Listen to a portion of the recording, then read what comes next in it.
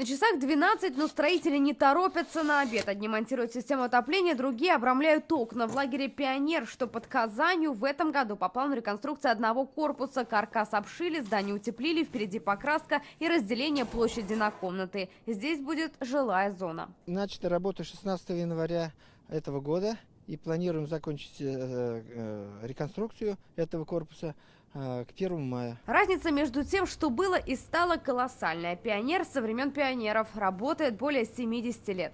Первых отдыхающих лагерь «Пионер» принял еще в 1946 году. Со времен Советского Союза здесь до сих пор стоят вот такие вот деревянные корпуса. И в прошлом году в них еще жили дети.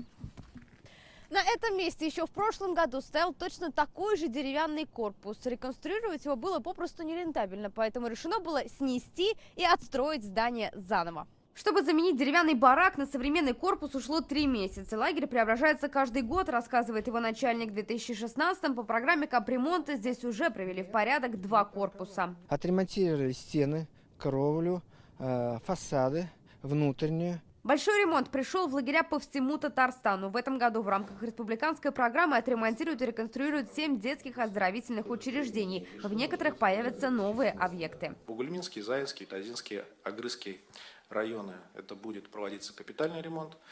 Строительство Агрызский, Спасский, Бугульминский, Зеленодольский районы. Все работы обещают завершить к 1 мая. За 2 года в Татарстане в рамках республиканской программы отремонтировали 36 лагерей, построили 5 новых и в одном провели реконструкцию. На эти цели потратили более 300 миллионов рублей.